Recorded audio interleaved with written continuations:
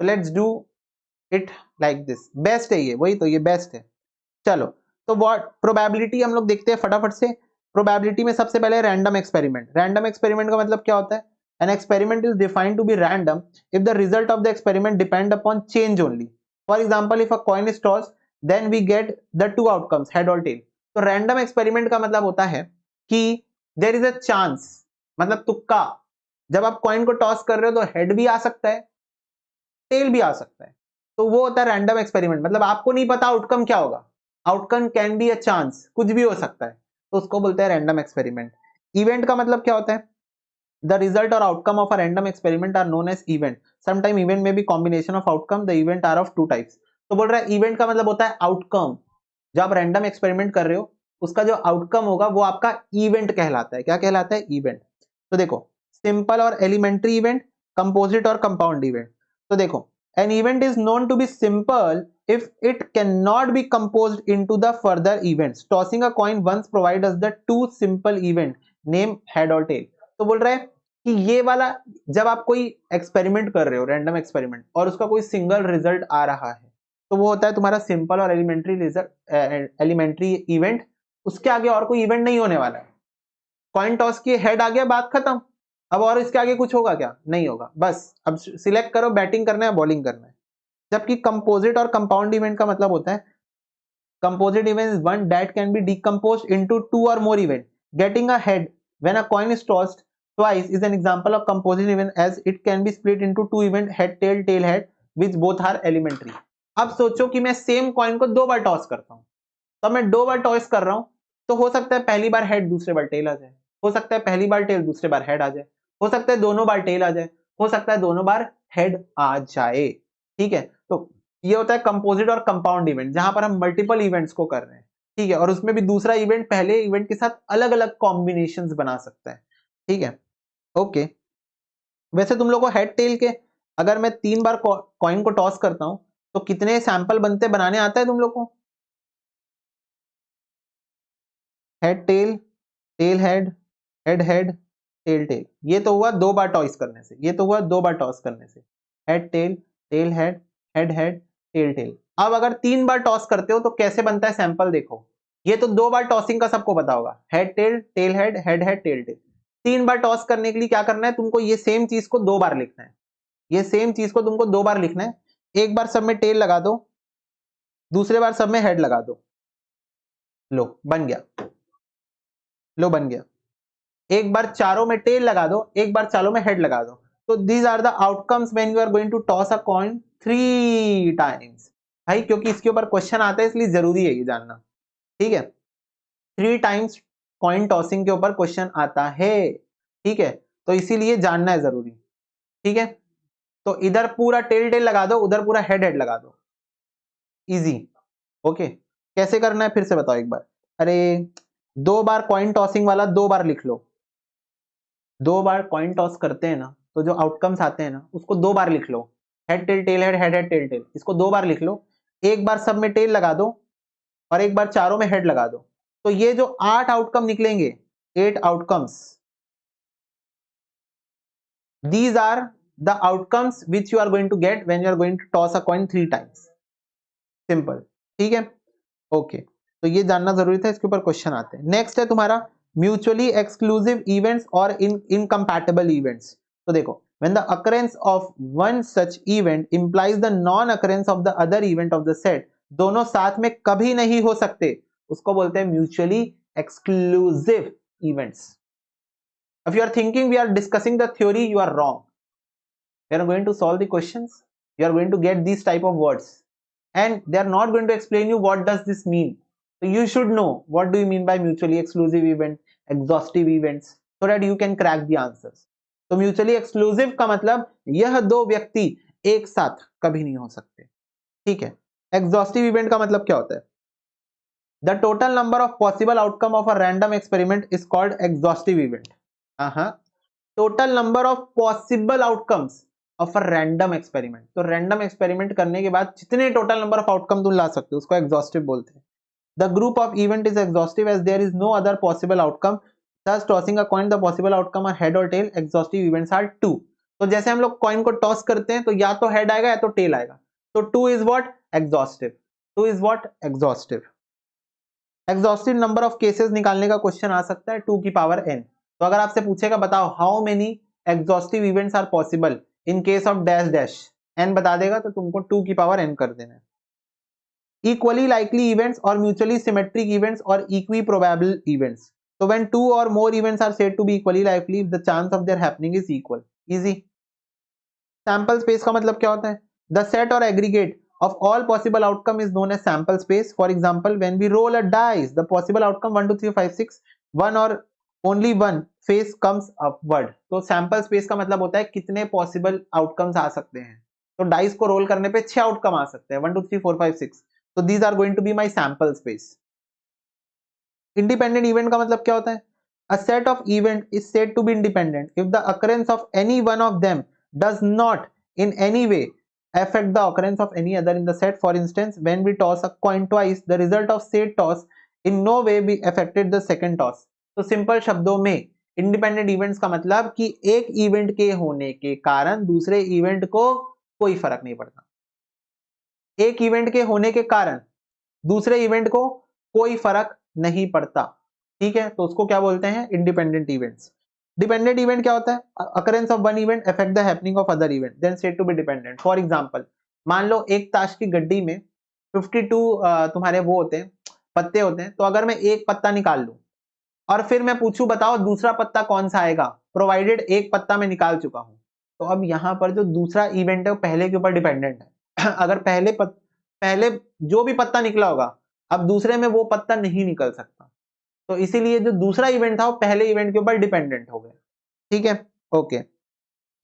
Complementary event का मतलब क्या होता है? The complement of an event means non occurrence of A denoted by A. A contains those points of sample space which do not belongs to A। तो हमने sets में कल के मैराथन में हमने सेट्स में पढ़ा था A नॉट P नॉट, तो बस वही होता है इसका मतलब कि यहां पर टोटल सैंपल स्पेस में A को छोड़ के और कितने लोग हैं? नॉन अकरेंस ऑफ A, मतलब A नहीं आना चाहिए, A नहीं आना चाहिए, उसको बोलते हैं कॉम्प्लीमेंट ऑफ A, ठीक है। हाँ भैया हाँ। इसके बाद होता है favourable cases. So the number of outcomes which result in the happening of a desired event are called favorable cases. Classical approach में देखो number of favorable cases divided by total number of, यानी probability का formula ही है normal सा। यहाँ पर कुछ sets theory के बेस पे फॉर्मूला है, जैसे P of A union B होता है PA plus PB for mutually exclusive events। PA union B PA plus PB minus PA intersection B होता है for non mutually exclusive event। क्यों? क्योंकि अगर वो म्यूचुअली एक्सक्लूसिव नहीं है मतलब दोनों में कुछ चीजें कॉमन है, और अगर वो कॉमन है तो वो 2 बार काउंट हो गई होगी, तो एक बार हटाओ। इंडिपेंडेंट इवेंट्स के केस में पी ए इंटरसेक्शन बी का मतलब होता है P A into P B, P A by B का मतलब होता है P A intersection B upon P B, और बी बाय ए का मतलब होता है A intersection B upon P A. इसका सिंपल मतलब ये है, नीचे बी है तो नीचे बी डाल दो, नीचे ए है तो नीचे ए डाल दो, याद रखने का तरीका। एंड का मतलब होता है इंटरसेक्शन, और का मतलब होता है यूनियन, ठीक है, तो ये तुम लोगों के बताने के लिए, वैसे मैं सेट्स में बताया यहां भी बता देता हूं। अब देखो odd in probability of a particular event means the ratio between the number of favorable outcome to the number of unfavorable outcome। तो odds in favor odds in against का क्वेश्चन एग्जाम में आता है, तो odds in favor और odds in against का मतलब क्या होता है? It's a ratio of what? तो odd in favor of a particular event are given by number of favorable outcome to number of unfavorable outcome। तो अगर मैं बोल रहा हूं odds in favor, इसका मतलब ऊपर फेवरेबल होगा और नीचे अनफेवरेबल होगा, इन दोनों के रेशियो की बात कर रहे हैं हम लोग, रेशियो की, ऊपर फेवरेबल होगा नीचे अनफेवरेबल होगा। अगर मैं ऑड्स इन अगेंस्ट की बात कर रहा हूं तो यहां पर ऊपर अनफेवरेबल और नीचे फेवरेबल आ जाएगा, अगेन रेशियो। तो जैसे मान लो 2:3 दे के रखा है, तो यहां पर 2 फेवर को बिलोंग कर रहा है और 3 अगेंस्ट को बिलोंग कर रहा है।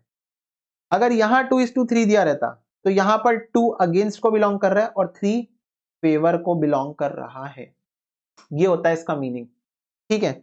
अब देखो बेस थ्योरम क्या कहता है, in simple words determine the conditional probability of an event A given that B has already occurred. तो बेस थ्योरम का कहना बड़ा सिंपल है कि बताओ what is the probability of A when B is already occurred. B एक event है, वो हो चुका है, बी इवेंट हो चुका है, तो अब उस सिचुएशन उस चीज को ध्यान में रखते हुए मेरे को बताओ ए की प्रोबेबिलिटी क्या है, ये होता है बेस थ्योरम का कहना। बेस थ्योरम का फॉर्मूला होता है PA/B = PB/A × PA/PB। आगे बढ़ने के पहले कुछ टर्म्स रिवीजन करना चाहता हूँ, कुछ नए टर्म्स बताना चाहता हूँ ताकि एमसीक्यू में तुम लोगों को आगे चल के प्रॉब्लम ना आए। तो सबसे पहले म्यूचुअली एक्सक्लूसिव मतलब क्या होता है? म्यूचुअली एक्सक्लूसिव मतलब होता है nothing is common between events, मतलब जो इवेंट्स होने वाले हैं उन इवेंट्स में कोई भी चीज कॉमन नहीं होने वाली है, मतलब इंटरसेक्शन जैसा उनके बीच में कुछ नहीं होगा, इंटरसेक्शन जैसा उनके बीच में कुछ नहीं होगा। तो मैंने बताया था probability of A union B, union को हम लोग और भी बोलते हैं, is equal to probability of A plus probability of B, ठीक है। और if they are not mutually exclusive, अगर ये म्यूचुअली एक्सक्लूसिव नहीं है तो फॉर्मूला क्या होता है? Probability of A union B is equal to probability of A plus probability of B minus probability of A intersection B. Intersection का मतलब क्या होता है? एंड होता है। अच्छा एक चीज ध्यान रखना, क्वेश्चन में अगर स्पेसिफिकली मेंशन नहीं है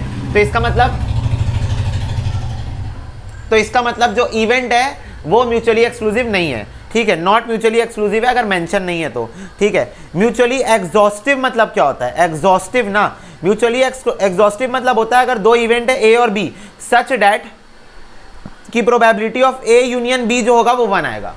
probability of A union B क्या आएगा? 1 आएगा। यूनियन मतलब क्या होता है? यूनियन मतलब होता है और, यूनियन मतलब होता है और, तो probability of A union B 1 आएगा, उसको म्यूचुअली एग्जॉस्टिव बोलते हैं। भैया एग्जांपल दो, क्वेश्चन में समझ जाओगे, टेंशन मत लो, बस इतना याद रखो ए यूनियन बी निकालोगे तो 1 आना चाहिए, ठीक है।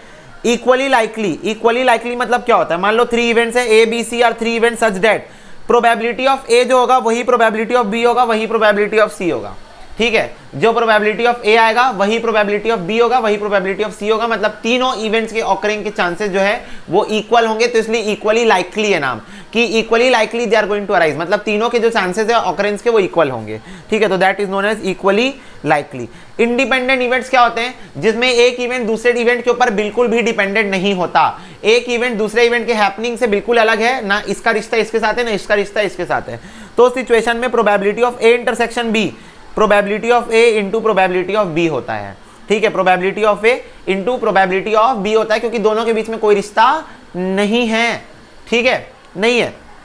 फिर अगर डिपेंडेंट इवेंट है तो probability of A intersection B हो जाएगा probability of A into probability of B upon A, ठीक है। तो बी अपॉन ए मतलब कि जो इवेंट बी है वो ए इवेंट के हैपनिंग पे डिपेंडेंट है, ठीक है। डिपेंडेंट इवेंट मतलब क्या हुआ कि जो प्रोबेबिलिटी ऑफ ए है वो हो गई, ए इवेंट हो गया, तो अब जो बी इवेंट होगा ना वो ए इवेंट के हैपनिंग पे डिपेंडेंट है। फॉर एग्जांपल तुम लोग क्या बोलते हैं, वो लेने गए दिवाली के लिए अपने ड्रेस लेने गए, तो तुम दिवाली का ड्रेस लेके आए और तुमको ज्वेलरी भी लेनी थी दिवाली के लिए, तो तुम्हारा जो ज्वेलरी तुम लोगे वो जो तुम ड्रेस ले रहे हो उस पर डिपेंडेंट है, ठीक है। बहुत पता है थोड़ा बकवास टाइप का एग्जांपल है पर रियल लाइफ से रिलेटेड है, कि जो तुम ज्वेलरी लेके आओगे दिवाली के लिए वो तुम्हारी ड्रेस लेने पे डिपेंडेंट है।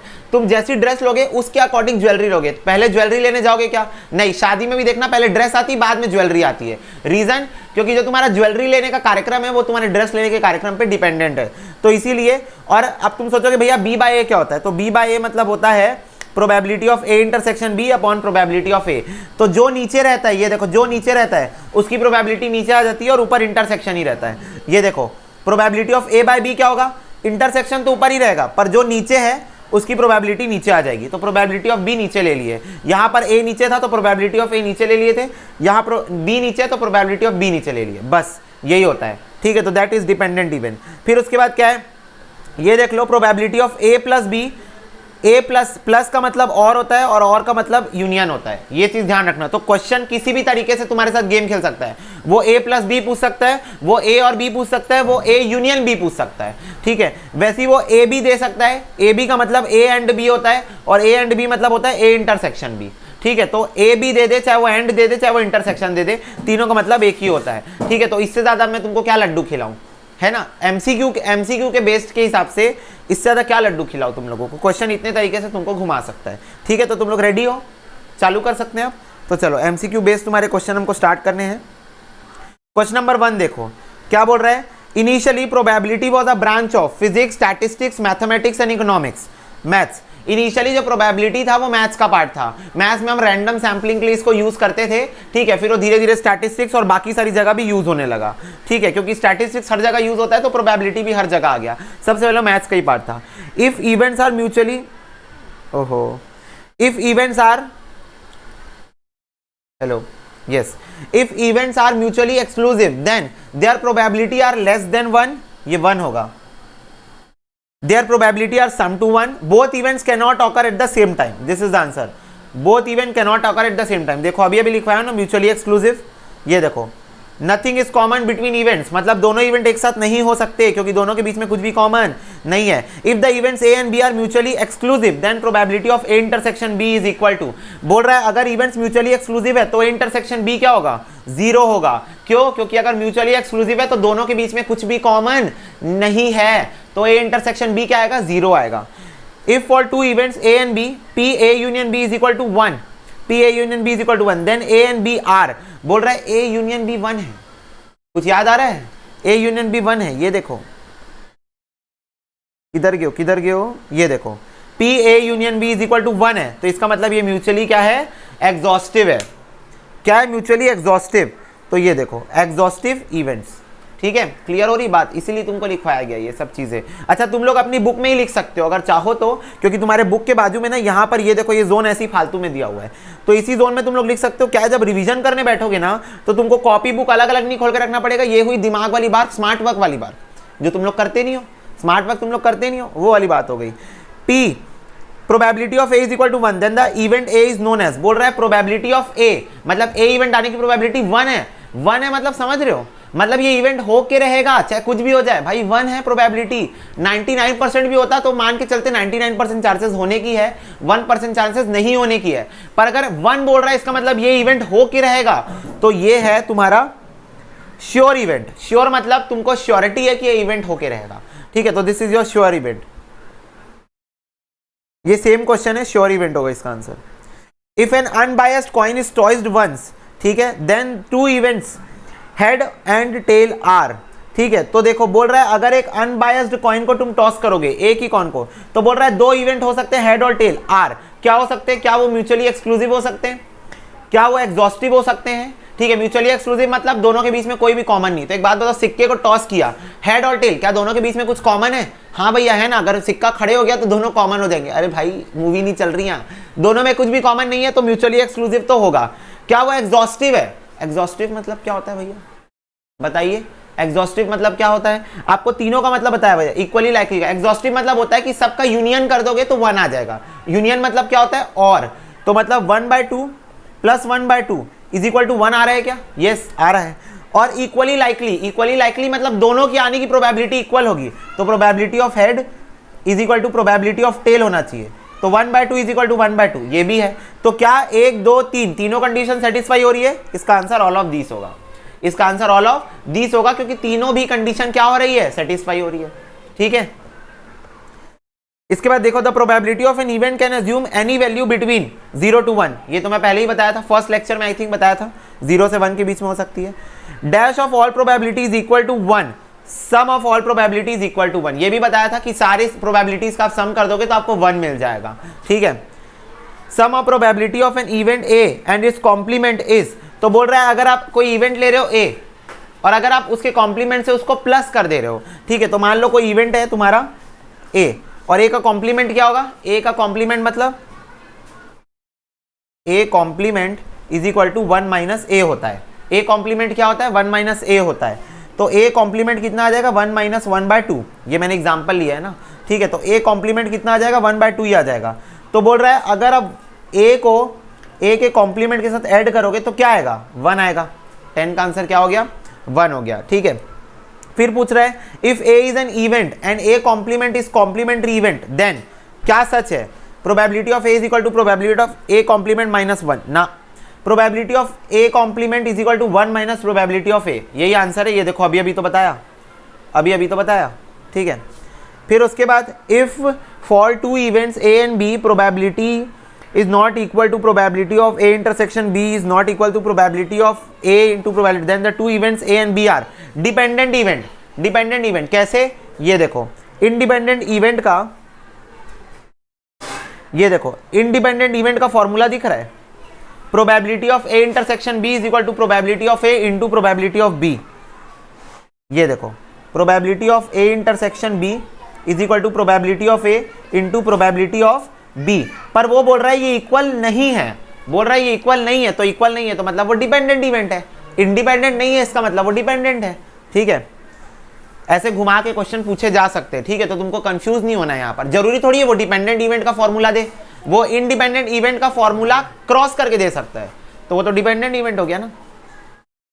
Probability of occurrence of at least one of the event A and B is denoted by, बोल रहा है दोनों में से कोई एक इवेंट होगा, उसकी प्रोबेबिलिटी क्या है? Probability of A into B, probability of A plus B, probability of A by B, none, probability of A plus B. दोनों में से कोई एक इवेंट होगा।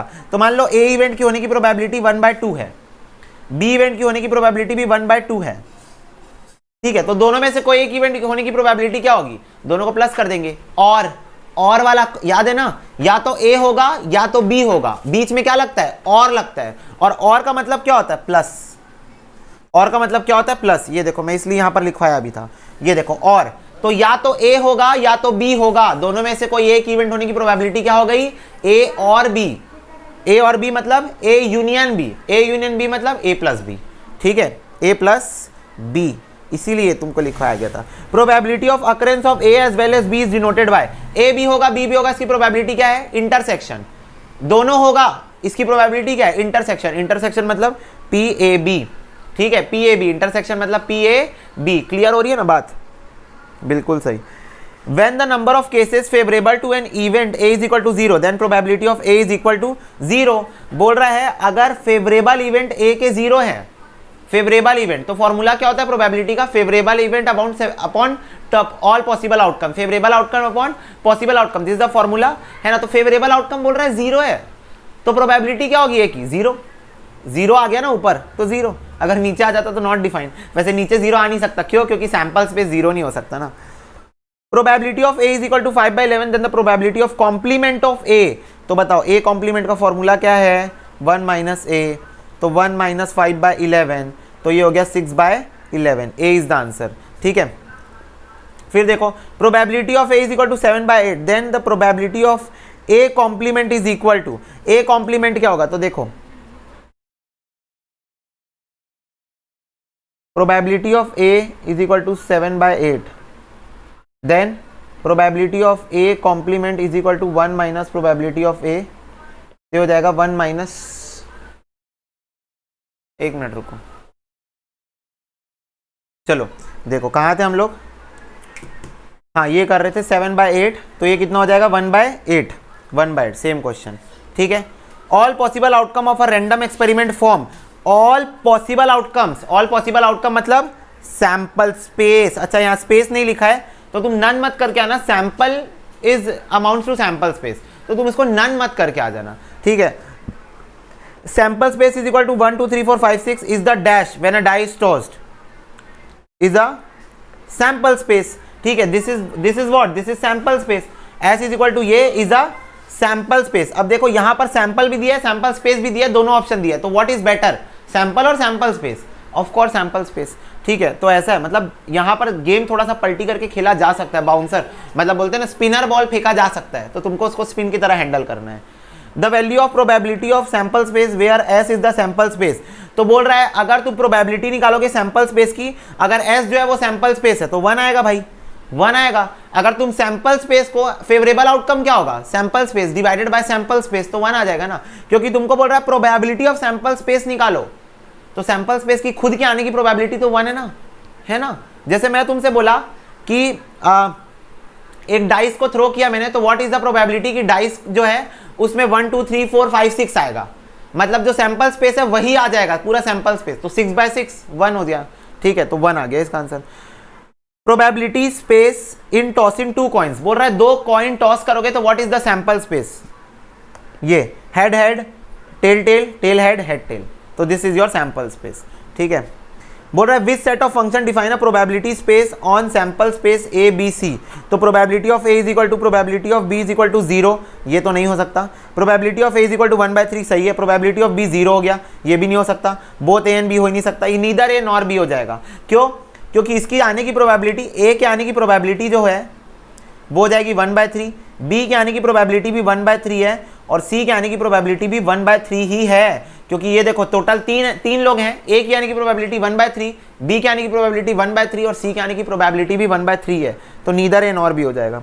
विच of the following set of function define a probability space on S is equal to A B C, ये तो नहीं है, 1/2 1/4 हो गया, ये भी नहीं है, यहाँ 0 हो गया, तो ये नहीं हो सकता, इसका भी नीदर है नॉर भी है, ठीक है। फिर उसके बाद देखो, let P be a probability function on S is equal to x1 x2 and x3, तो this is your sample space. बोल रहा है x1 की प्रोबेबिलिटी 1/4 है, x3 की प्रोबेबिलिटी 1/3 है, तो x2 इज इक्वल टू कितना होगा, ठीक है। तो मेरे को एक बात बताओ, probability of x1 plus probability of x2 plus probability of x3 क्या 1 आना चाहिए? मैं बोलता हूं ना, जितनी भी प्रोबेबिलिटीज होती है, जितनी भी प्रोबेबिलिटी सबको प्लस कर दो तो टोटल प्रोबेबिलिटी 1 आती है। मेरे को प्रोबेबिलिटी ऑफ x1 दिया हुआ है, मेरे को प्रोबेबिलिटी ऑफ x3 दिया हुआ है इज इक्वल टू 1। क्या मैं इससे प्रोबेबिलिटी ऑफ x2 निकाल सकता हूं? Yes, probability of x2 is equal to 1 minus 1/4 minus 1/3, तो इसको निकाल लेते पहले। 1 माइनस 4 3 जा 12, 7 हो जाएगा, तो ये कितना हो जाएगा 12 माइनस 7 अपॉन 12, तो ये हो गया 5/12। कितना हो गया? 5/12, ठीक है। Option number A, option number A, very good बात है जी। The probability of occurrence of at least one of the two event A and B which may not be mutually exclusive. बोल रहा है म्यूचुअली एक्सक्लूसिव नहीं है, क्या ये बात हमको बताने की आवश्यकता है? क्या क्वेश्चन बोल रहा है कि म्यूचुअली एक्सक्लूसिव नहीं है? मेरे को ये बात नहीं पता थी, क्या मेरे को पता है? मैं यही एज्यूम करके चलता हूं कि म्यूचुअली एक्सक्लूसिव वो नहीं है जब तक क्वेश्चन खुद ही ना बोल दे, ठीक है। इस गिवन बाय, बोल रहा है फॉर्मूला बताओ, तो P A plus B is equal to, ये देखो बी वाला, ये तो मैं तुम लोग को फॉर्मूला ही लिखवाया हूं, ये देखो, मैं पीछे नहीं हटता, ये देखो, if events are not mutually exclusive, ये देखो मैंने तो तुमको फॉर्मूला ही लिखवा के दिया है, ठीक है। Events are not mutually exclusive, ठीक है। If probability of A is equal to half, probability of B is equal to 3/5, and the event A and B are independent event, then the probability of A intersection B। एक बात बताओ, क्या तुमको यहाँ formula लिखवाया गया है? क्या तुमको probability of, ये देखो पहले दिखा दे, पहले प्रूफ, भैया प्रूफ पे बात करते हैं। ये देखो probability of, एक सेकेंड कलर चेंज करना, A intersection B is equal to probability of A into probability of B, पहले ही लिखवाया गया है। तो probability of A intersection B is equal to probability of A into probability of B, तो probability of A half, probability of B 3/5, कितना हो जाएगा 3/10। B is your answer, very good, B is your answer. फिर बोल रहा है probability of A intersection B is equal to 0.6 है, ठीक है। Probability of A union B 0.7 है, ओके। तो बोल रहा है for the two events A and B then probability of A plus B कितना होगा? पहले भैया फॉर्मूला लिखवाया जाए, probability of A union B is equal to probability of A plus probability of B minus probability of A intersection B होता है। मेरे को पूछा है probability of A plus probability of B कितना होगा, तो कैसे निकाल सकता हूँ? Probability of A union B plus probability of A intersection B, कुछ नहीं किया, इसको इधर फेंक दिया उठा के, ठीक है, वेरी गुड, ओके। तो 0.6 प्लस 0.7 कितना होता है? 6 6 12 plus 1 13, 1.3 is your answer, 1.3 is your answer. Easy, easy बोलो, yes. If for two independent events A and B, बोल रहा है दो इंडिपेंडेंट इवेंट है, ठीक है, इसलिए इंडिपेंडेंट इवेंट तुमको पहले बता दिया कि क्या होता है, A intersection B is equal to probability of A into probability of B. Probability of A union B 2/3 है, प्रोबेबिलिटी ऑफ ए इतना है, तो what is probability of B पूछ रहा है मेरे से, तो ये हो जाएगा मेरा बड़ा क्वेश्चन। देखो probability of A union B का फॉर्मूला क्या होता है? Probability of A plus probability of B minus probability of A intersection B. अब क्योंकि ये इंडिपेंडेंट इवेंट है, तो probability of A plus probability of B minus probability of A intersection B को क्या मैं probability of A into probability of B लिख सकता हूं? हाँ भैया लिख सकते हो, क्योंकि ये इंडिपेंडेंट इवेंट है, क्योंकि ये इंडिपेंडेंट इवेंट है। Probability of A union B, मैंने एक फॉर्मूला बना दिया, खड़े खड़े एक नंबर बात हो गई। ए यूनियन बी कितना दिया है? 2/3, probability of A 2/5 plus probability of B minus probability of A कितना है 2/5 into probability of B.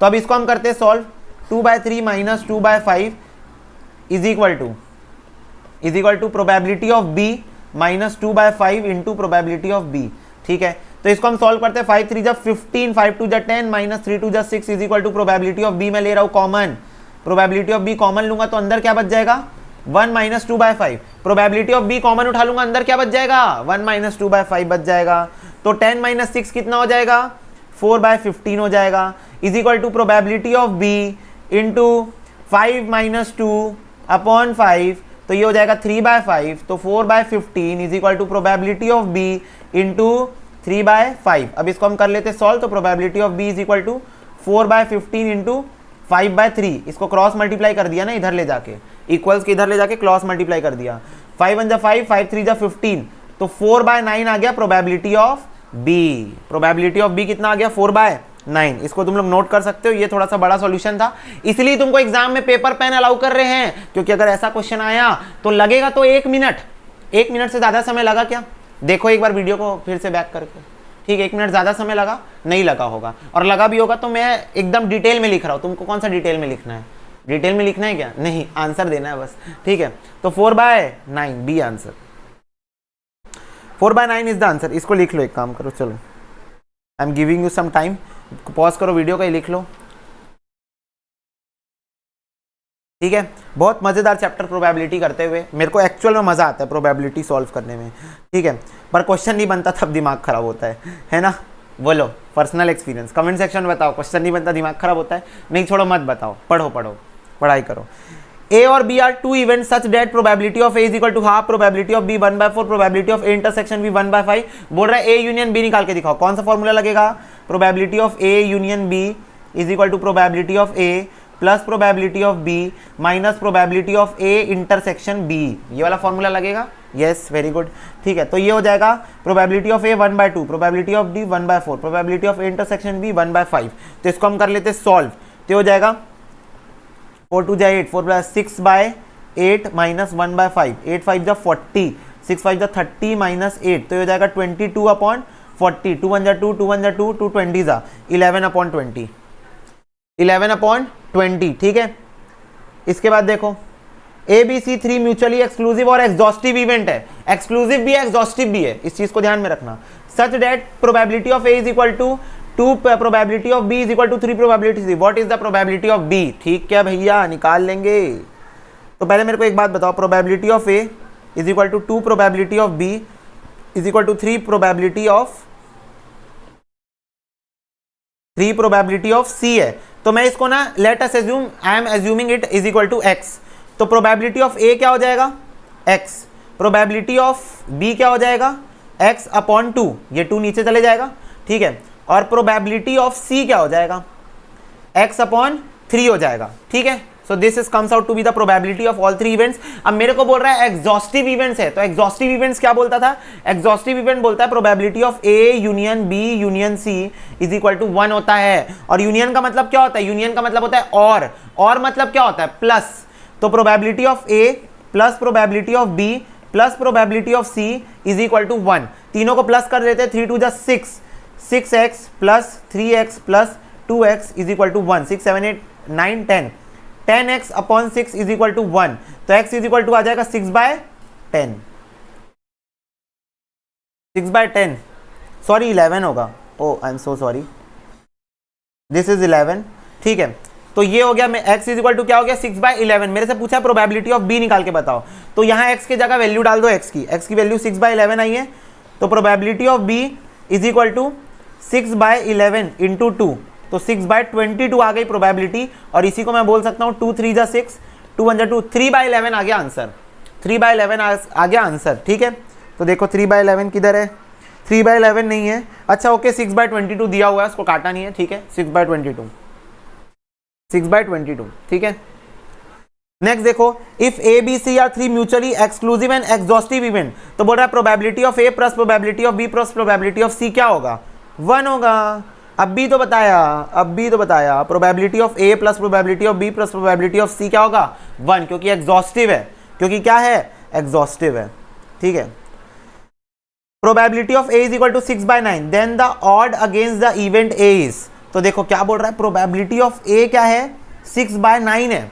Probability of ए क्या है? 6/9 है। तो मेरे को एक बात बताओ, अगर 6/9 प्रोबेबिलिटी ऑफ ए है, ठीक है, तो प्रोबेबिलिटी ऑफ बी कैसा होगा? है ना, मेरे को ऑड, सॉरी क्या बोल रहा हूं मैं, प्रोबेबिलिटी ऑफ ए जो है वो 6/9 है, बोल रहा है मेरे को then the odd against the event A पूछ रहा है, ऑड पूछ रहा है। तो मेरे को ये जो दिया हुआ है, ये क्या दिया हुआ है? मेरे को इवेंट दिया हुआ है, मतलब बेसिकली ये मेरे को दिया हुआ है फेवर में, मेरे को अगेंस्ट पूछ रहा है। तो एक बात बताओ, अगर 6/9 है, अगर 6/9 है, इसका मतलब इसका रेशियो क्या होगा? इसका रेशियो 6:3 होगा, इसका रेशियो 6:3 होगा, है ना, तभी तो ये 6/9 बना, तभी तो ये 6/9 बना। ये फेवर दिया हुआ है तुमको, ये क्या दिया हुआ है, प्रोबेबिलिटी ऑफ ए दिया हुआ है, this is what your favour. तो मेरे से ऑड अगेंस्ट पूछ रहा है, अगेंस्ट, ये देखो अगेंस्ट पूछ रहा है, ठीक है।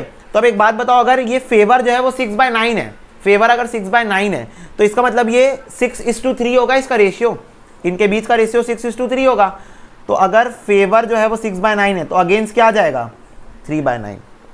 अगेंस्ट क्या आ जाएगा, 3/9। तो 3/9 इज योर अगेंस्ट। समझ में ही बात। अब बच्चे यहाँ पर एक गलती करते हैं, पूछो क्या गलती करते हैं, है ना, उन लोग एकदम हड़बड़ा जाते हैं उन लोग, या फिर तुम लोग ऐसे भी निकाल सकते थे 1 - 6/9, तो भी 3/9 ही आता, ठीक है। पर बच्चे कहाँ हड़बड़ा जाते हैं पता है, बोलते हैं कि 6/9 मतलब 6:9 है।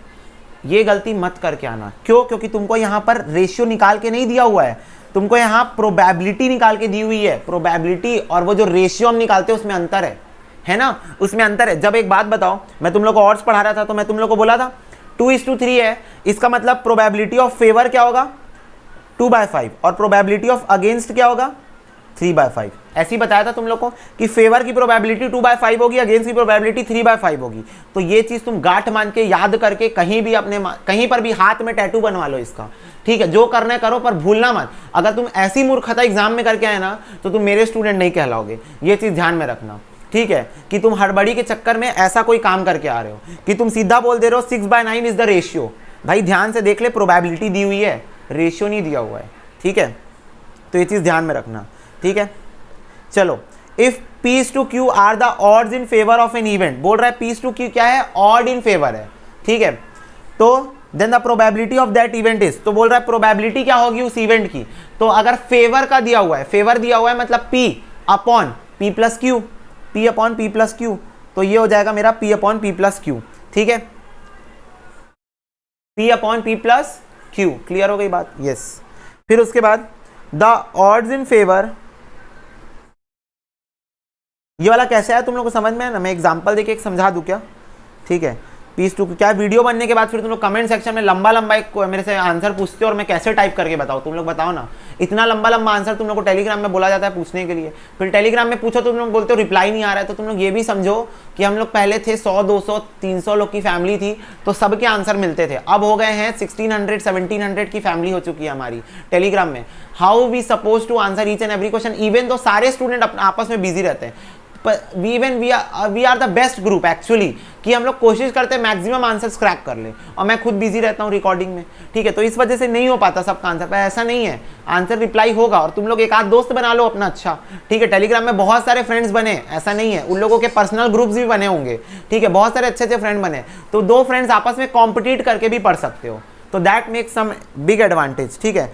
तो देखो P/Q, तो मान लो एक इवेंट है, उसका इन फेवर 3:2 दिया हुआ है, ठीक है। तो मैं तुमसे पूछा what is the probability of favour, what is the probability of favour, तो तुम क्या बोलोगे भैया 3/3+2, यही बोलोगे ना।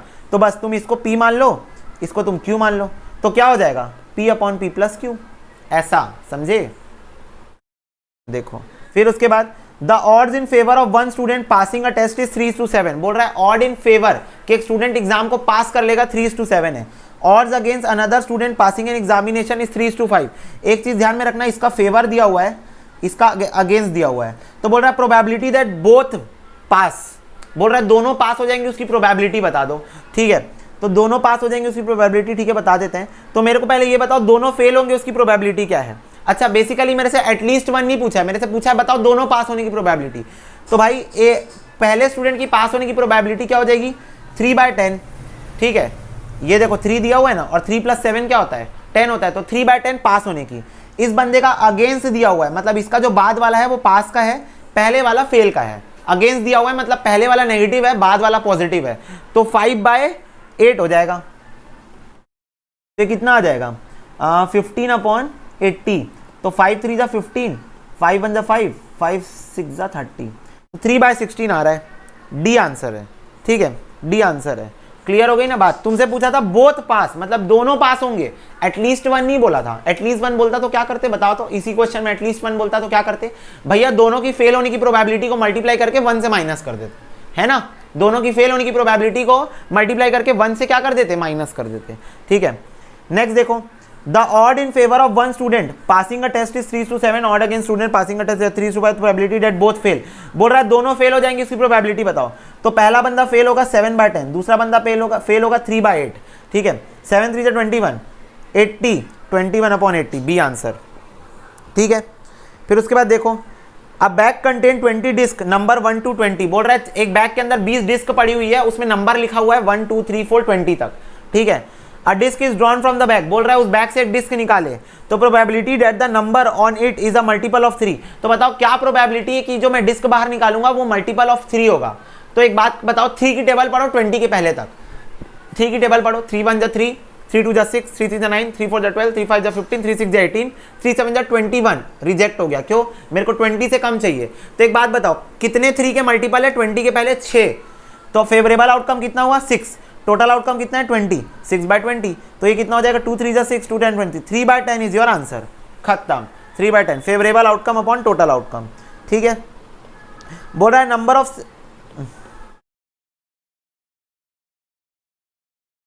a number of selected from set S is equal to 1 2 3 4 dot dot dot dot 25, the probability that it will be divisible by 4 और 7, मतलब 4 से भी होगा 7 से भी होगा।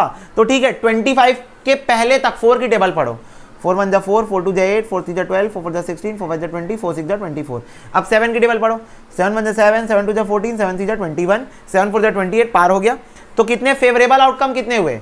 डिविजिबल बाय 4 और बोला है ना, और मतलब क्या होता है? प्लस होता है ना। तो डिविजिबल बाय 4 और डिविजिबल बाय 7, तो कितना हो गया? 1 2 3 4 5 6, 6/25 प्लस 1 2 3, 3/25 कितना आ गया? 9/25। This is comes out to be 9/25। तुमको पॉइंट में आंसर दिया है 9 डिवाइडेड बाय 25, 0.36 सी आंसर है, 0.36। तुमको और बोला था ना, तो बीच में प्लस लगा दिया हमने, और बोला था। फिर देखो, अ bag contain 30 balls numbered 1 to 30, okay. 1 ball is drawn at random, the probability that the number of the drawn ball will be multiple of 3 और 7, 3 और 7। तो चलो 3 की टेबल पढ़ो 30 तक। 3 1 जा 3, 2 जा 6, 3 9, 3 4 जा 12, 3 5 जा 15, 3 6 जा 18, 3 7 जा 21, 3 8 जा 24, 3 9 जा 27, 3 10 जा 30। 7 की टेबल पढ़ो 30 के पहले तक। 7 1 जा 7, 7 2 जा 14, 7 3 जा 21, 7 4 जा 28। ठीक है, तो कितने फेवरेबल आउटकम्स हो गए 3 और 7 के? 1 2 3 4, इसके तो पूरे 10 हो गए। 10/30 प्लस और बोला है ना, फिर से ये चीज ध्यान रखना, 1 2 3 4, 4/30। कितना आंसर आ गया? 14/30। ठीक है, क्लियर हो गई बात? क्लियर हो गई? भैया भैया भैया, हाँ बेटा बोल। भैया डाउट है? बोला हाँ पूछ। भैया आप एक चीज नोटिस करोगे, अगर मतलब ठीक है मेरा डाउट है, आप सही हो, मैं मान रहा हूँ 14/30 आपका आंसर सही है, मैं कुछ नहीं बोलूंगा। लेकिन भैया यहाँ पर ये जो 21 है और यहाँ पर ये जो 21 है, क्या ये दोनों कॉमन है? मैंने बोला हाँ यार ये तो कॉमन दिख रहे हैं। तो भैया इन लोग को 2 बार काउंट करना सही रहेगा, क्योंकि हम लोग परम्यूटेशन कॉम्बिनेशन में पढ़े थे कि डबल काउंटिंग नहीं होनी चाहिए। तो हम लोग उसको हटाने के लिए, जैसे वर्ड्स में भी जैसे आई 2 बार रिपीट होता था, मिसिसिपी आप बताए थे, तो उसमें हम लोग डिवाइड कर देते थे फैक्टोरियल से। तो यहाँ पर भी एक हटा दे, क्या मतलब हटा दे? मतलब मैं पूछ रहा हूँ बस। मैं बोला यार तू तो सही बोल रहा है, तेरे को तो मेरे से ज्यादा प्रोबेबिलिटी आती है। वेरी गुड, एक हटाना जरूरी है यहाँ पर। तो एक आउटकम यहां से हट जाएगा और ये हो जाएगा 13/30। एक आउटकम हट जाएगा, why? Because 21 is common between 3 and 7, तो it is comes out to be 13/30। ये देखो, ये रहा हमारा ऑप्शन। ठीक है, फिर देखो बोल रहा है if an unbiased coin is tossed twice. ठीक है, अगर एक अनबायस्ड कॉइन को तुम 2 बार टॉस करोगे, the probability of obtaining at least 1 tail, at least 1 tail मतलब एक टेल या उससे ज्यादा भी आ सकता है। ठीक है, तो इसका आंसर तो 0.75 होगा, आई एम डैम श्योर। पर तुम लोग को बता देता हूं कैसे। Head head, head tail, tail head, tail tail. मेरे से बोला एटलीस्ट वन टेल आना चाहिए, तो ये भी होगा, ये भी होगा, ये दोनों भी होगा। एटलीस्ट 1 टेल मतलब 1 से ज्यादा भी आ सकता है। तो फेवरेबल आउटकम 3 है, टोटल आउटकम 4 है। टोटल आउटकम कितना है? 4, तो 3/4 यानी 0.75। ठीक है, फिर देखो 2 unbiased coins are toss, the probability of obtaining 1 head and 1 tail is. तो बोल रहा है एक हेड एक टेल की प्रोबेबिलिटी क्या है? तो ये देखो, एक हेड एक टेल, एक हेड एक टेल। कितने आउटकम है? 2 आउटकम है फेवरेबल। टोटल कितने हैं? 4, तो 1/2 आ गया आंसर। अच्छा, यहाँ 2/4 दिया हुआ है, 1/2 नहीं दिया है। ठीक है, 3 कॉइन्स आर टॉस टुगेदर। बोल रहा है 3 कॉइन एक साथ उछाल दिए हमने। The probability of getting exactly 2 heads, तो 2 हेड्स आने की प्रोबेबिलिटी क्या है? भैया सैंपल स्पेस बनाएंगे हम, तो देखो head head head, head head tail, head tail head, tail head head, tail head tail, tail tail head, tail tail tail. कितने आउटकम हो गए? 1 2 3 4 5 6 7। एक गायब है, एक गायब है, रुको कौन सा गायब है? हेड हेड हेड हो गया, हेड हेड टेल हो गया, हेड टेल हेड हो गया, टेल हेड हेड हो गया।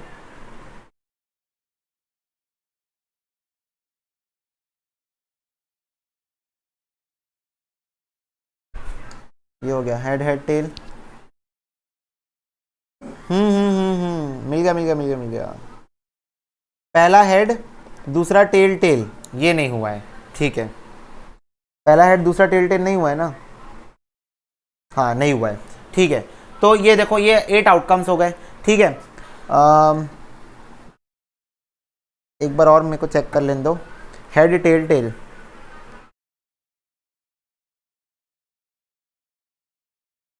हाँ यही वाला नहीं हुआ है, ठीक है। तो देखो मेरे से पूछ रहा है the probability getting exactly 2 heads, मतलब सिर्फ 2 ही हेड होने चाहिए, उसकी क्या प्रोबेबिलिटी है? 1 2 3, बस 3 ही है, 3 ही आउटकम है। और टोटल आउटकम कितने हैं? 8। टोटल आउटकम कितने हैं? 8। अब तुम लोग पूछोगे भैया आपको कैसे पता चला कि 8 आउटकम्स ही आने चाहिए? मैं बोला अगर तू पहली बार कॉइन टॉस करेगा तो 2 आउटकम आ सकते हैं, दूसरी बार कॉइन टॉस करेगा 2 आउटकम आ सकते हैं, तीसरी बार कॉइन टॉस करेगा 2 आउटकम आ सकते हैं। तो टोटल 8 आउटकम होने चाहिए तुम्हारे सैंपल स्पेस में, ठीक है। तो इसलिए मेरे को जब मेरे 7 सैंपल स्पेस बने तो मेरे को समझ में आया कि कोई एक मैं नहीं लिखा हूं, तो वो ये वाला एक मैंने नहीं लिखा था, ठीक है। तो that is comes out to be 3/8, समझे? तो ऐसे तुमको सैंपल स्पेस भी पता हुआ होना चाहिए। बोल रहा है 4 coins are toss, the probability that there are 2 heads is. तो बोल रहा है जब 4 कॉइन टॉस होंगे तो प्रोबेबिलिटी बताओ कि 2 हेड्स आएंगे। तो अब तो 4 कॉइन टॉस करवाना है, बाप रे। तो एक काम करते हैं हम सैंपल स्पेस बना लेते हैं 2 इंटू 2 इंटू 2 इंटू 2, तो कितना हो गया? 2 to the 4 4 to the 8 16, 16, ठीक है। अब मैं निकाल लेता हूं आउटकम्स, ठीक है। तो देखो 2 हेड आने चाहिए, तो देखो सिर्फ हेड हेड वाले आउटकम बनाऊंगा ना, तो हेड हेड टेल टेल, सिर्फ 2 हेड वाले आउटकम्स में बना रहा हूं ताकि मेरे फेवरेबल आउटकम बस मेरे को मिले, मेरे को काम नहीं बढ़ाना पड़े। फिर उसके बाद हेड टेल हेड टेल, फिर उसके बाद head tail head, sorry tail head. मैं बस क्या करते जा रहा हूं देख रहे हो तुम लोग, बस उधर खसकाते जा रहा हूं, बस उधर खसकाते जा रहा हूं। फिर उसके बाद टेल हेड टेल हेड, फिर उसके बाद टेल टेल हेड हेड, ठीक है। फिर 1 2 3 4 5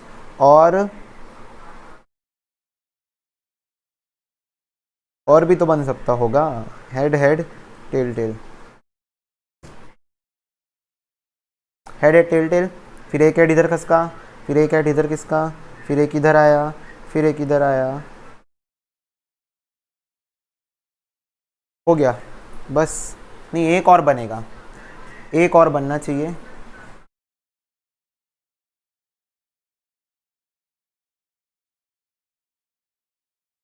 अच्छा 2 टेल कॉर्नर वाले नहीं बना है, हेड हेड टेल, हाँ ये हो गया। 2 टेल कॉर्नर वाले नहीं बने थे, तो 6 आउटकम है। इसके अलावा और 2 हेड आने वाले आउटकम्स नहीं है, और 2 हेड आने वाले आउटकम्स इसके अलावा नहीं बन सकते। तो 1 2 3 4 5 6 फेवरेबल आउटकम, टोटल आउटकम कितना है? 16, तो 6/16 आंसर आ गया।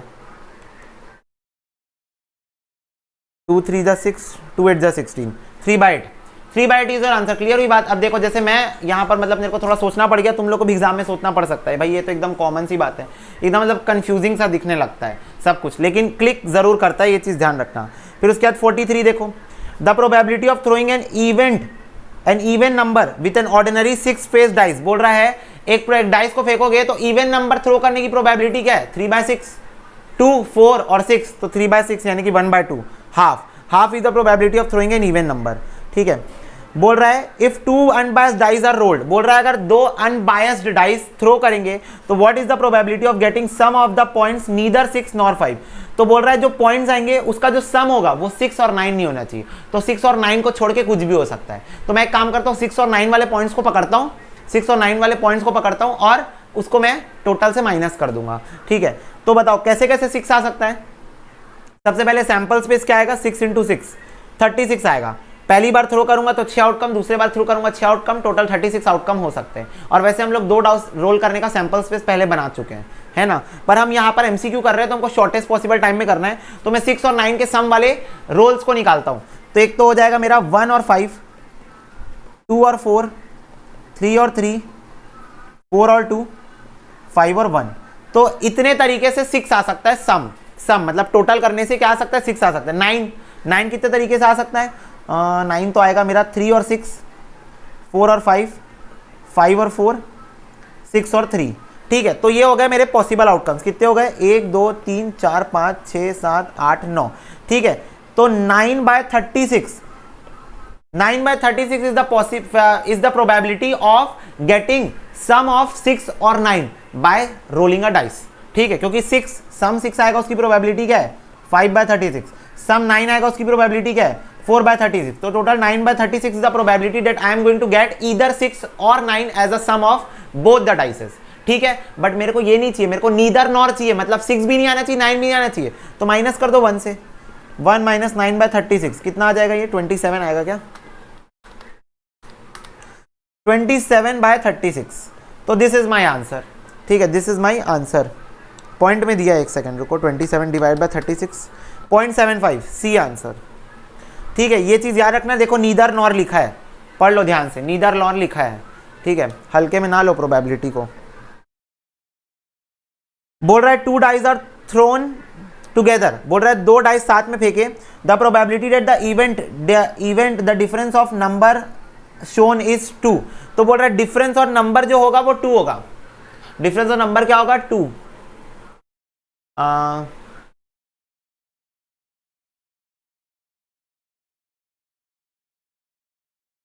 चलो, इसके 8 आउटकम्स आएंगे, 8 आउटकम्स इसके आएंगे फेवरेबल, पर मैं तुम लोगों को बना के दिखा देता हूं। 1 1 1 2 1 3 1 4 1 5 1 6 2 1 2 2 2 3 2 4 2 5 2 6 3 1 3 2 3 3 3 4 3 5 3 6 4 1 4 2 4 3 4 4 4 5 4 6 5 1 5 2 5 3 5 4 5 5 5 6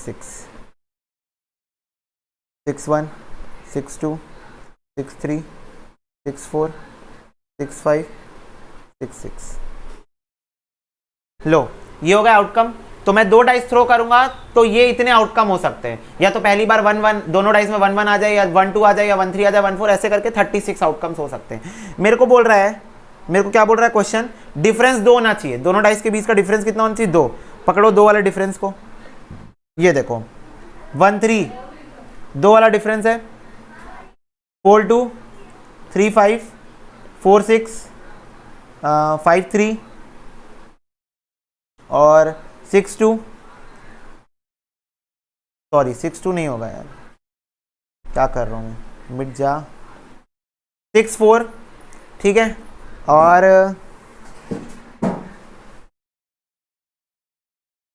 4 - 5 4 - 3 4 4 - 2 4 2। ठीक है, और 6 5 6 3 2 हो गया। नहीं, एक और आएगा, 6 6 तो नहीं है, 6 5 नहीं है, 6 4 नहीं है, 6 3 नहीं है, 6 2 नहीं है, 5 6 नहीं है, 5 5 नहीं, 5 4 नहीं है, 5 2 नहीं है, 5 1 नहीं है।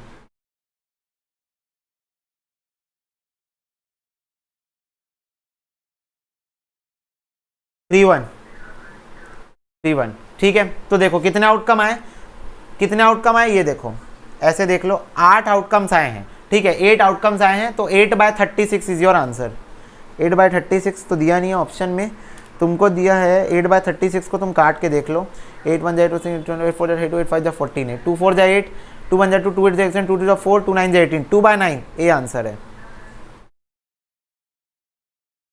2 dice are thrown together, the probability of the event that the sum of the number shown is the greater than 5 greater than 5 वाले बताने हैं, तो 5 से बड़े, देखो 5 से बड़े होने चाहिए सम 4 + 1 5, 5 + 1 6, 6 + 1 7, रुको पेन चेंज करने दो, 5 + 1 6, 6 + 1 7, ठीक है, 3 4 5, ये 1 2 3, 3 3 6, 1 2 3 4, ठीक है, 4 5 6, 1 2 3 4 5, 5 + 1 6, 5 6 7 8 9 10 11,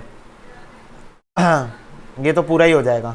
तो कितना हो गया, 6 6 12, 12 5 17 18 19 20 21 22 23 24 25 26 आउटकम्स हो गए। कितने हो गए, 26, 26 आउट ऑफ 36, 2 1 जा 2, 2 3 जा 6, 2 1 जा 2, 2 8 जा 16, 13/18 इज योर आंसर। ठीक है, 5 से ऊपर आना चाहिए सम, बोल रहा था सम जो है वो 5 से ज़्यादा होना चाहिए, तो 5 से ज़्यादा वाले सम के इतने आउटकम है। चलो इसके लिए तो सैंपल स्पेस बनाना ही पड़ता, तो अच्छा हुआ हम बना ही लिए थे। ठीक है, फिर क्या बोल रहा है, अ card is drawn from a well shuffled pack of playing card, the probability that it is a king, king कितने होते हैं, 4, टोटल आउटकम कितने, 52, 4/52 यानी 1/13, 4/52, favourable outcome upon total outcome, as simple as that. If a card is drawn at random from a pack of 52 card, what is the probability of getting a spade or an ace, तो बोल रहा है spade आने की और S आने की, तो स्पेड कितने होते हैं 13, एस कितने होते हैं 4, लेकिन इस स्पेड के अंदर एक एस होता है ना, स्पेड के अंदर भी तो एक एस होता है, तो वो यहां काउंट हो गया, तो डबल काउंटिंग ना हो इसलिए 1 माइनस कर दो, तो कितना हो गया 16/52, 16 favourable outcome upon total outcome. तो इसको हम कैसे निकाल सकते हैं,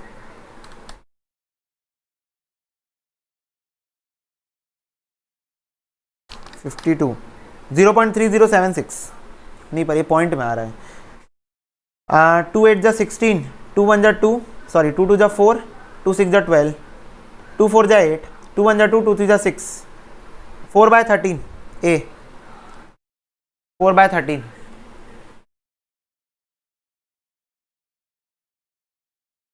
ठीक है, इसके बाद देखो, the probability of drawing a black ball from a bag containing 8 white and 5 black ball, तो बोल रहा है ब्लैक बॉल ड्रॉ करने की प्रोबेबिलिटी क्या है, favourable outcome upon total outcome, 5/13।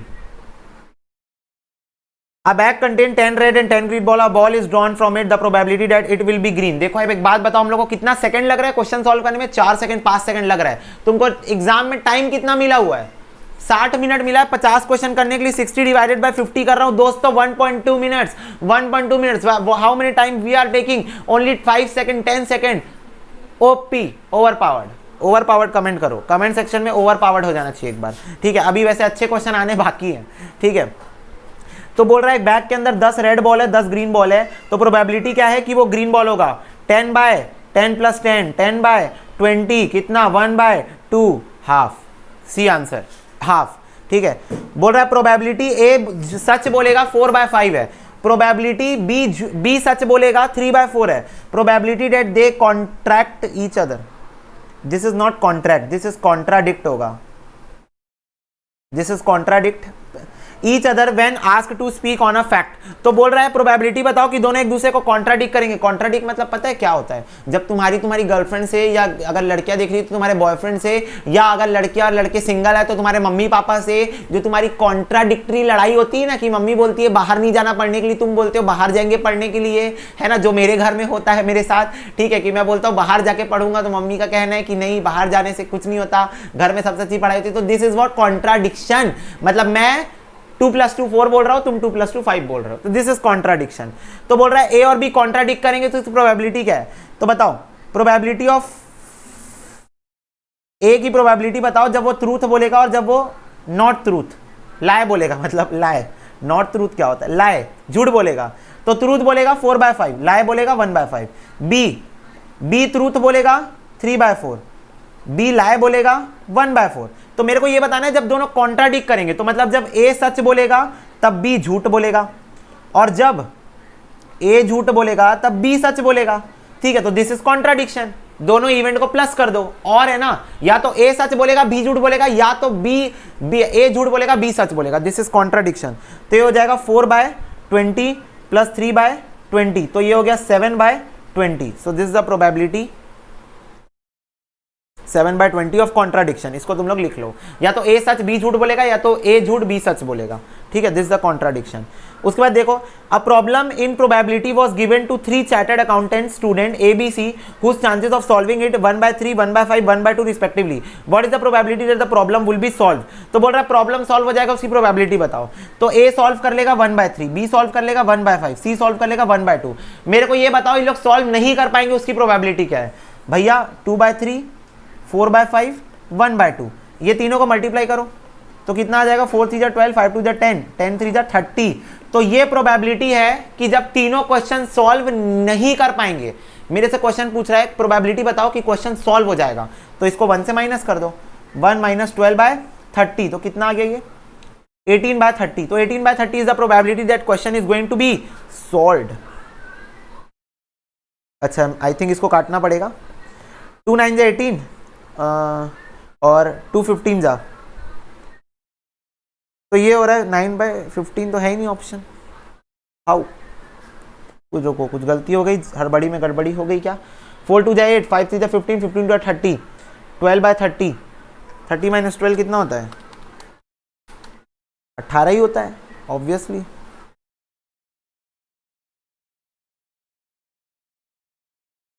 अच्छा सॉरी 4 2 जा 8। ओके भैया, ज़्यादा आप एकदम जोश में आ गए हो।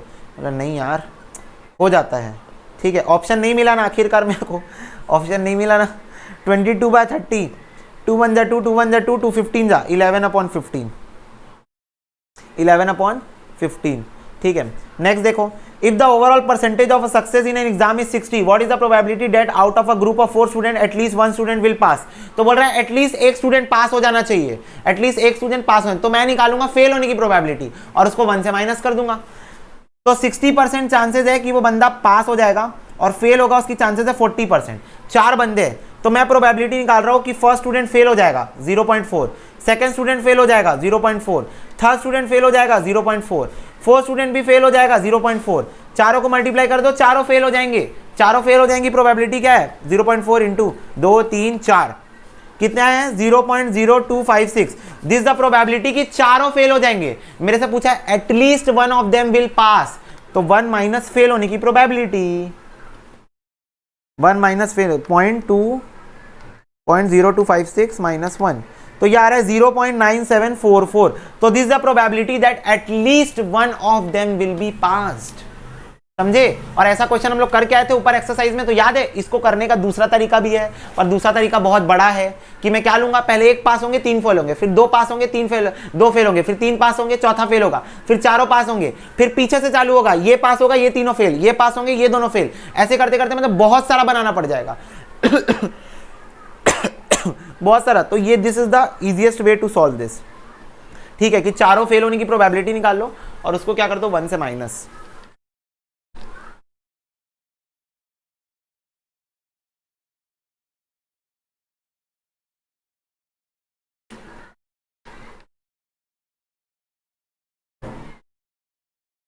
नेक्स्ट देखो, if the probability of a house A winning a race, sorry house A, अच्छा this is going to be horse, I think there is a misprint, this is going to be horse.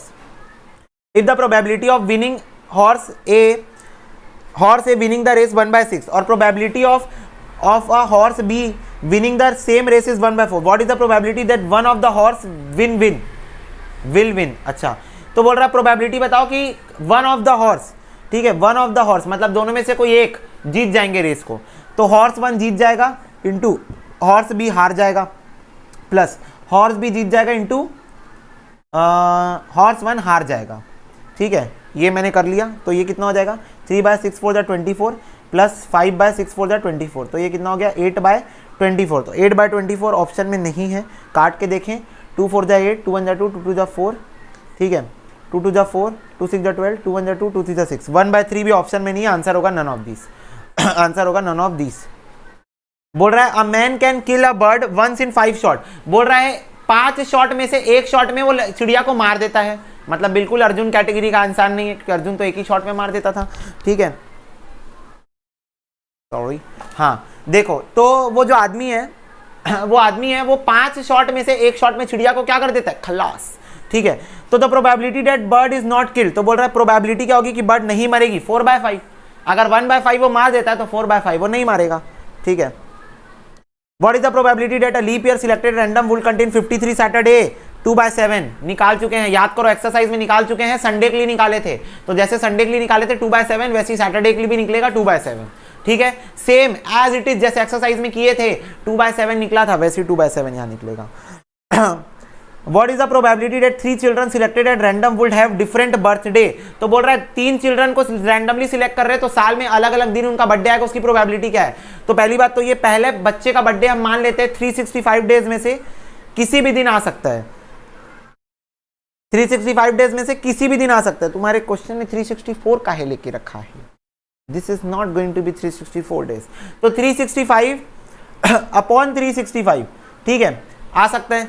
फिर दूसरे बच्चे का, अब दूसरे बच्चे का जो बर्थडे है वो 365 डेज तो सैंपल स्पेस रहेगा, पर 364th डे में आएगा। क्यों? अब क्योंकि एक दिन कोई बच्चा ऑलरेडी ले चुका है, एक दिन कोई बच्चा ऑलरेडी, मतलब वो जो बच्चा पहला बच्चा था वो ले चुका होगा, ठीक है, और फिर ये हो जाएगा 363, तीसरे वाले का 363 अपॉन 365 हो जाएगा, ठीक है, क्योंकि 2 दिन ऑलरेडी कोई ले चुका है तो बचे हुए 363 डेज में से वो कोई एक दिन सिलेक्ट करेगा। तीनों को मल्टीप्लाई करोगे तब फिर तुम्हारा आंसर आएगा ऐसा। तो आई थिंक यहाँ पर कुछ प्रिंटिंग मिस्टेक हुई है या कुछ है, आंसर ए होना चाहिए, क्योंकि ये तो नहीं हो सकता, ये भी नहीं हो सकता, ये भी नहीं हो सकता, आंसर ए ही होना चाहिए। May be some printing mistake is there. फिर उसके बाद देखो, Bayes theorem is useful in conditional probability, ये रहा, मैं तो बताया ही था, बेस थ्योरम मतलब क्या है? कंडीशनल प्रोबेबिलिटी है, ठीक है, कि एक इवेंट हो गया है तो दूसरे इवेंट की पहले इवेंट के रिस्पेक्ट में होने की क्या प्रोबेबिलिटी होती है, that is conditional probability. Let A and B be 2 events with probability of A 2/3, probability of B 1/4, probability of A intersection B 1/12। तो probability of A by B क्या होगा? तो what is the formula for probability of A by B? Probability of A intersection B upon नीचे क्या है? B है, तो यहाँ क्या आ जाएगा? Probability of B. तो probability of A intersection B 1/12 है, प्रोबेबिलिटी ऑफ बी 1/4 है, इसको मैं सॉल्व करूंगा, 4 1 4 4 3 12, 1/3 इज योर आंसर बी। इसके बाद देखो, in connecting with a random experiment is found that probability of A दिया है, प्रोबेबिलिटी ऑफ बी दिया है, ए यूनियन बी दिया है, बी ए बाय ए निकालने बोल रहा है। तो what is the formula for probability of B by A? चलो, जिस चीज का डर था वही हुआ, पेंसिल की चार्ज खत्म हो गई है, अब 2 मिनट हमको रुकना पड़ेगा। चलो, इतना चार्ज तो हो गया है कि 3 क्वेश्चन को करवा दे। तो मैं क्या बोल रहा था, probability of B by A क्या होता है? Probability of A intersection B upon probability of B. तो मेरे को probability of A intersection B नहीं दिया है क्वेश्चन में, पर मेरे को रेलेवेंट डेटा दिया है कौन से फॉर्मूले का? Probability of A union B is equal to probability of A plus probability of B minus probability of A intersection B. तो यहां से मैं निकाल सकता हूं, तो ये हो जाएगा 5/6 इज इक्वल टू 2/3 प्लस 3/5। अपने कैलकुलेटर का कृपया प्रयोग करें, कृपया विनती है आप लोगों से, अपने कैलकुलेटर का प्रयोग करें। 2 divided by 3 memory plus 3 divided by 5 memory plus MRC, तो यार है 1.26666 आ रहा है, minus probability of A intersection B is equal to 5/6। अब ये 5 डिवाइडेड बाय 6 कितना होता है?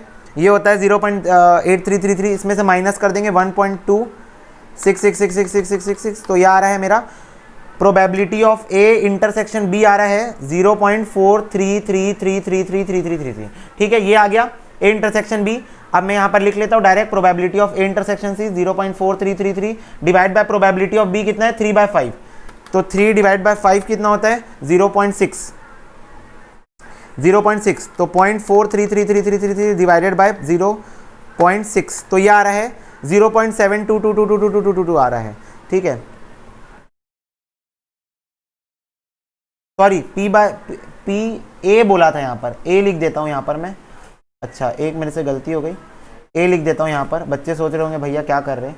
2/3, तो 2 डिवाइड बाय 3 होता है 0.66666 होता है, तो 0.433333 डिवाइडेड बाय 0.66666, तो ये आ रहा है मेरा, थोड़ा सा वेरिएशन है, 0.65 आ रहा है आंसर, 0.65। अब एक काम करो, चारों ऑप्शन को धड़ धड़ धड़ डिवाइड करके देख लो। 13 डिवाइड बाय 18 आ रहा है, ये नहीं है।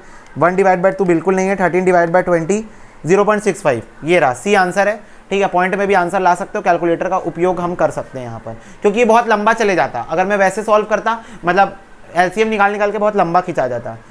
Probability of A intersection B 0.1 है, बी नॉट 0.8 है, पी बी बाय ए पूछ रहा है, पी ए बाय बी पूछ रहा है, तो P A intersection B upon P B लेना है। बी मेरे पास है नहीं, पर बी नॉट है, बी नॉट से बी कैसे निकालते हैं मेरे को बताओ। प्रोबेबिलिटी ऑफ बी नॉट क्या होता है? प्रोबेबिलिटी ऑफ बी नॉट होता है 1 माइनस प्रोबेबिलिटी ऑफ बी। तो प्रोबेबिलिटी ऑफ बी नॉट 0.8 दिया हुआ है, is equal to 1 minus probability of B. तो प्रोबेबिलिटी ऑफ बी आ जाएगा 1 माइनस 0.8, तो प्रोबेबिलिटी ऑफ बी आ जाएगा 0.2। आज भैया रैप गॉड बन गए हो। अरे भाई अब मैं क्या बताऊँ तुम लोग को, अब ये सब तुम लोगों को नहीं बनेगा पूरा चैप्टर पढ़ने के बाद, तो मैं क्या एक्सपेक्ट करूँ तुम लोग से, क्या एक्सपेक्ट करूँ। 0.2 आ गया प्रोबेबिलिटी ऑफ बी, इंटरसेक्शन दिया हुआ है 0.1, तो 0.5 आ जाएगा आंसर, 0.5 आ जाएगा आंसर, ये रहा 0.5। ठीक है, चलो फिर उसके बाद A and B are two events such that probability of A, probability of B, probability of A plus B दिया हुआ है, probability of B by A निकालने बोल रहा है। A plus B दिया हुआ है, मतलब probability of A union B दिया हुआ है 1/2, 1/2 दिया हुआ है। तो देखो मेरे को एक बात बताओ, probability of A union B का फॉर्मूला क्या होता है, probability of A plus probability of B minus probability of A intersection B।